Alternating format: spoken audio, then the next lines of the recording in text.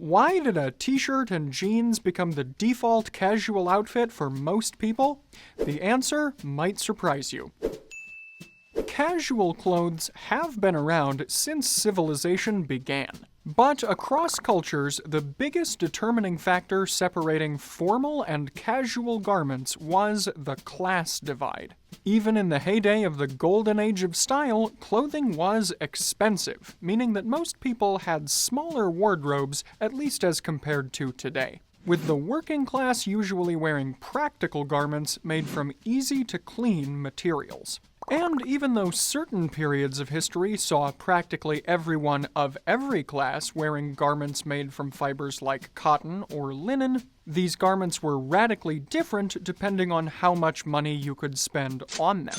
Expensive and finely woven clothing and undergarments looked brighter and more formal, and cheaper, rough, and unrefined pieces looked more casual. This all started to change radically with the invention of the short staple cotton gin in 1793 during the Industrial Revolution. Aside from sounding like an awesome cocktail for a style aficionado, the cotton gin helped to remove seeds and other imperfections from cotton fibers at a previously unheard of pace. So, with the playing field starting to level out in terms of how clothing was manufactured, the seeds were sown, or would that be separated, for casual style. And they really started to take hold about a century later, from the 1880s to the 1910s, which is where we'll start our more in-depth overview today. The Late Victorian and Edwardian eras certainly look much more formal than the clothing of the 21st century,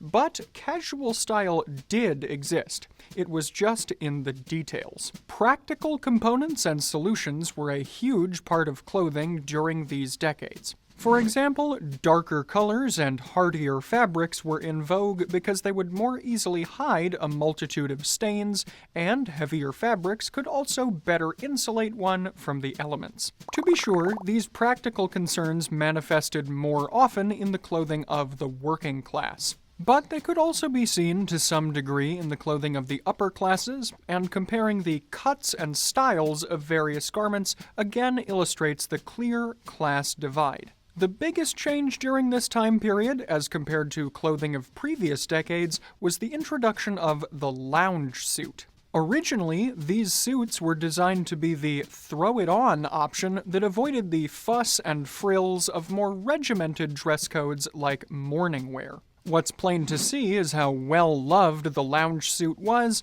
as it gave people the ability to dress more comfortably.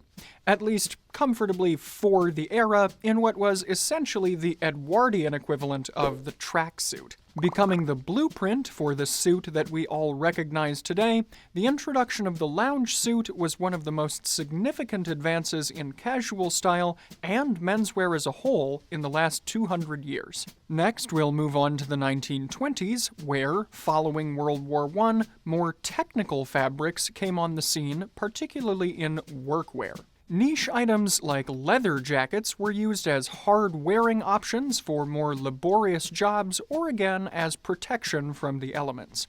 Meanwhile, the iconic Ivy League and trad styles were born as young men rebelled against previous cultural norms, doing things like daring to go outside without wearing a hat. The horror! This younger mindset also helped to prioritize a more relaxed cut of the lounge suit, referred to as the sack suit, and pride was taken in wearing shawl-collar cardigan sweaters as an alternative to jackets. A rising interest in leisure activities like golf, tennis, and cricket also gave rise to other casual garments like polo shirts, tennis sweaters, and spectator shoes. And rugged outdoorsmen like Ernest Hemingway were noted for dressing practically for their pursuits, perhaps kickstarting the trend of fashion being dictated by celebrity influencers. During the Great Depression in the 1930s, many men simply couldn't afford to replace their clothing very often. While suits were still extremely commonplace, workwear items like denim overalls were also commonly seen. There was also an increasing willingness to wear garments of mixed formality levels, which had previously been much more rare. For instance, think of wearing a leather jacket or denim jacket with suit trousers. Softer hats like fedoras and flat caps also took prominence over now formal styles like bowlers or Homburgs, in part because they were easier to maintain and travel with. In the 1940s, cloth rationing in relation to World War II also had a major impact on style. Dress shirts were now seen as acceptable when worn unlayered, as constantly being covered in expensive suiting would have been seen as unpatriotic. Rationing also led to a sharp decline in three-piece suit styles, with the more casual two-piece suit becoming more common. And a mixture of surplus garments and returning soldiers meant that military-style jackets became more common in civilian wear following the war. And with the accelerated manufacturing that came with the war effort, this also included the ability to manufacture clothing more quickly and more cheaply. Arguably the biggest post-war influence, though, was the rise of the undershirt as a garment on its own. This would lay the groundwork for the t-shirt to no longer just be seen as underwear. Following the war and the relaxation of rationing in the 1950s, people were aching to try out new styles. After all, they had just spent the last decade pretty much wearing the same old clothes.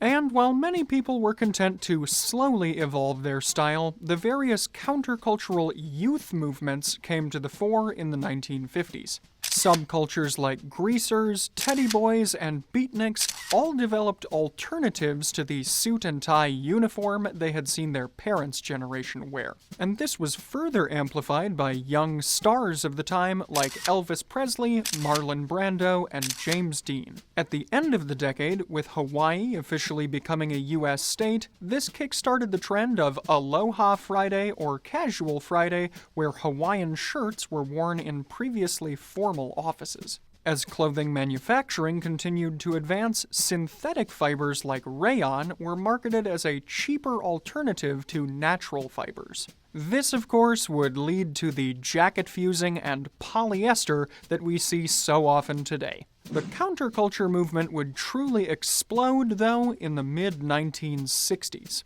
Celebrities like the Beatles, the Rolling Stones, and Jimi Hendrix all promoted a more casual, egalitarian philosophy of dressing. And mod fashions seemed incongruous with traditional items like stingy-brimmed fedoras, leading many to abandon hats entirely. The rise in shopping mall culture also spurred a fundamental shift in how people purchased their clothes. Essentially, you no longer had to wait for your clothes to be made by a tailor when they were available to be worn off the rack from a store. And while the countercultural movements of the 60s are sometimes said to be the end of classic style, this isn't entirely the case. After all, this was the decade that saw James Bond's big screen debut, and a certain Mr. Steve McQueen was pretty prolific as well. Both of these guys could pull off casual classic style pretty well, in our opinion. Next, if the 1950s and 60s were about style experimentation, then the 1970s pushed things into overdrive. You might be tempted to argue that the whole decade seemed casual, at least in comparison to where we started this video, but formal and casual are relative terms. So, while bell-bottoms and bold plaid patterns can seem costumey today, there were still more formal garments that casual wear could be worn in response to. Cheaper construction methods and fabrics, and in particular a heavy emphasis on synthetics, also meant that people could change their wardrobes more frequently. This led to higher profits for fashion houses, and this is the decade where we saw the rise of many of the fashion brands we're familiar with today. While the 1970s established a clear divide between formal and casual styles, it was the 1980s that made them polar opposites. As exemplified by stories set in the 1980s, like Wall Street or American Psycho, the power of traditional tailoring returned with a vengeance in the 1980s, and casual style matched this power by going in a completely different direction. With personal fitness booming as a craze, the prototypical athleisure first came to form with some less than stellar results. Brands like Adidas, Converse, and later Nike would capitalize on this growing obsession. And the rising streetwear style was embraced by hip-hop artists like Run DMC, the Beastie Boys, and LL Cool J. Materialism in all corners meant that consumers soon wanted even more clothes for even lower prices. And given that casual clothes were, on average, less expensive to make, they fit the bill perfectly. Even more formal items like sport coats and blazers were now increasingly being mixed with t-shirts for a trendy, cool aesthetic. Ironically, this placed tailoring in both the formal and casual camps at the same time. Cue the obligatory Miami Vice reference. Overall, the 1980s fully embraced the more is more philosophy, and casual style was no exception. The 1990s would showcase a continuation of how people experimented with their casual clothing. For example, oversized clothing was somewhat popular in the 1980s, but the 90s took it even further. Oversized flannel shirts, giant frayed jeans, and saggy, baggy cargo pants were everywhere. The hip-hop and grunge music scenes also played a defining role in what was cool, with the Notorious B.I.G., Tupac, and Nirvana popularizing the rough-around-the-edges look. Popular TV shows like Seinfeld and Friends also had their characters adopt a more moderate version of these casual aesthetics, further cementing their popularity. Even the more formal cast of Frasier would join in on occasion. Now, to wrap up today, let's briefly survey the 21st century from the 2000s to the 2020s.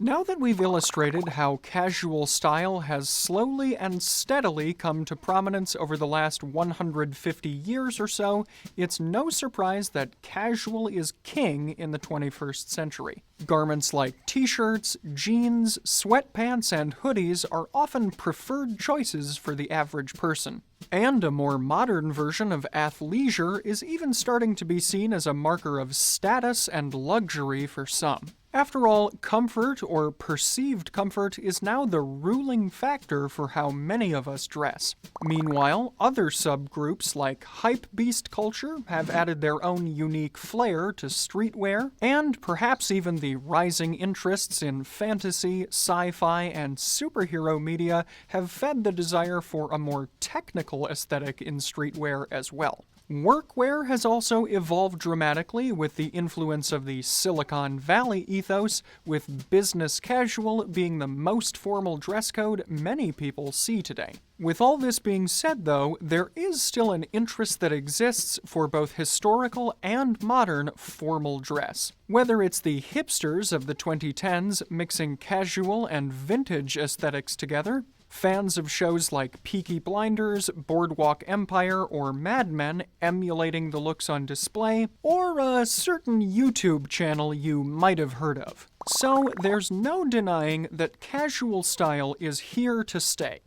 And even a classic style business like the Gentleman's Gazette knows there's no use complaining about it. As we've shown, casual style has plenty of historical pedigree of its own, and there are great ways to incorporate some of its features into more classic aesthetics. And with the democratization and diversity of clothing options available today, there's no better time to embrace whichever subculture of clothing most resonates with you. With that in mind, then, we're curious. What do you think of casual style overall? How do you incorporate it into your wardrobe?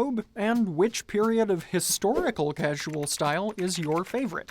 Let us know in the comments below. In today's video, I am of course wearing a more casual outfit, inspired to some degree by the casual trends of the first half of the 20th century. My shirt features a check pattern in various tones of blue, gray, and off-white, and it's overall in a Western style, with pearlescent snap buttons and additional stitching in some areas. I've paired this with some dark wash denim blue jeans in a straight cut, a plain brown leather belt, and medium brown suede chukka boots from the brand Idrese. My socks aren't particularly meant to be seen, so I've gone with some simple navy blue models. And in the outdoor footage you're seeing, I've chosen to layer a leather jacket in medium brown and a flat cap also in a brown check pattern in tweed. I figured a fragrance that was both casual and classically masculine would be a good choice today, so I've simply gone for Old Spice. And while I don't happen to be wearing any Fort Belvedere accessories today, you can find a wide array of both formal and casual styles, as well as corduroy trousers and fragrances from the Roberto Ugolini collection by taking a look at the Fort Belvedere shop here.